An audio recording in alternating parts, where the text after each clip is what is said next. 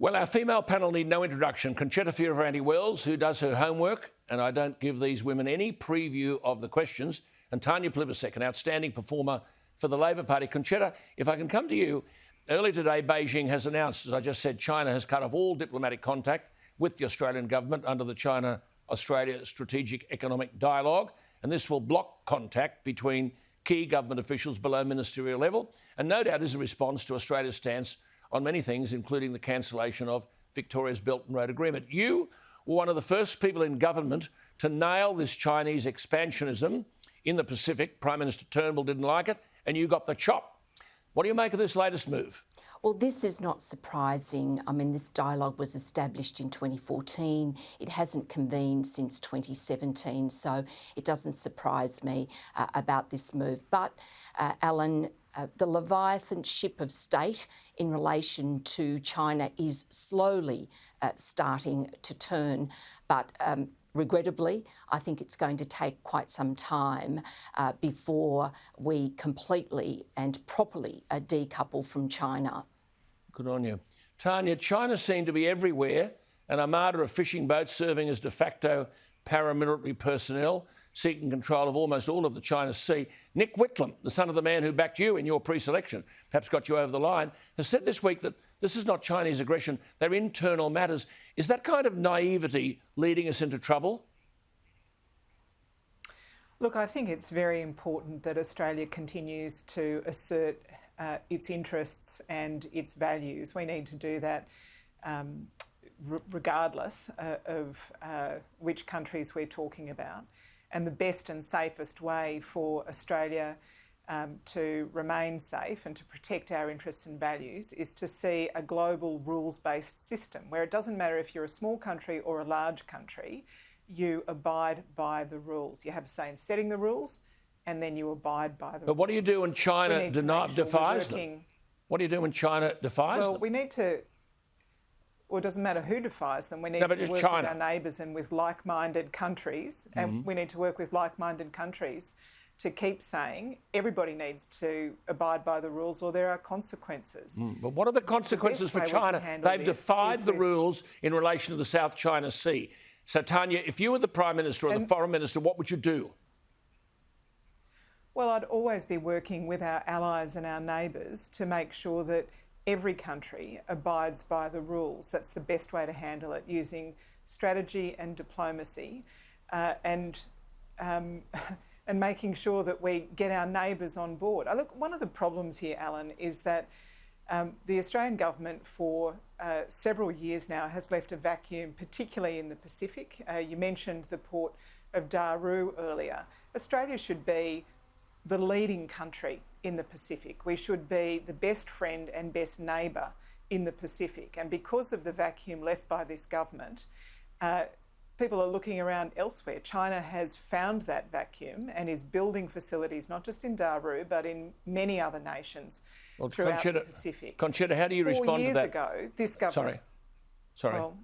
Well, let's hear about the Pacific step-up. Well, let's Concetta, because just taking those 2 points that Tanya made, politicians seem to have woken up to the folly of this 99-year lease on the Port of Darwin. Concetta, if it costs $700 million to get out of it, would that be money well spent?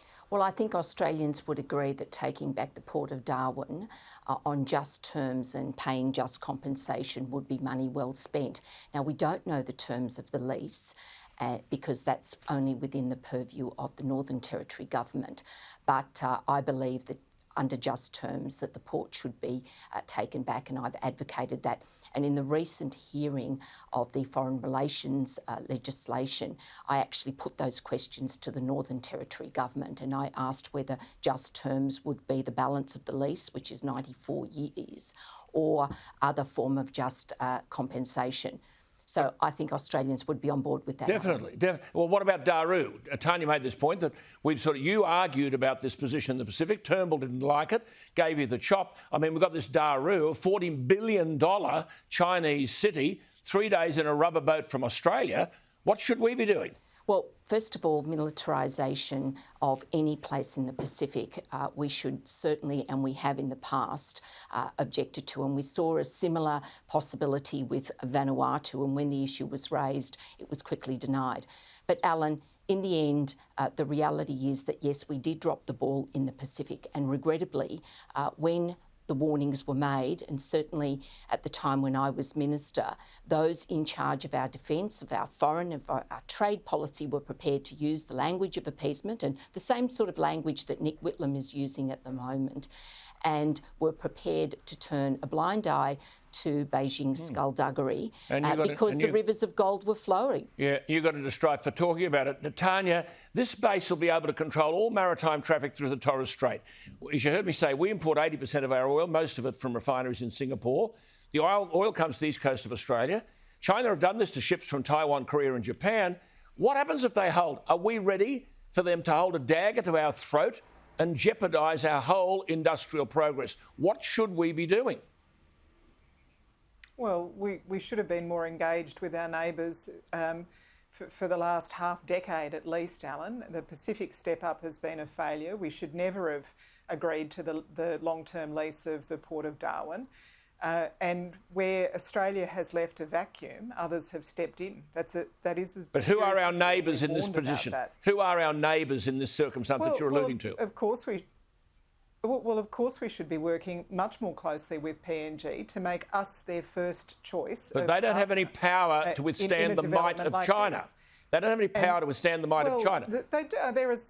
They're a sovereign nation. They can say yes or no to a development like this. And the same goes for other Pacific nations, Alan.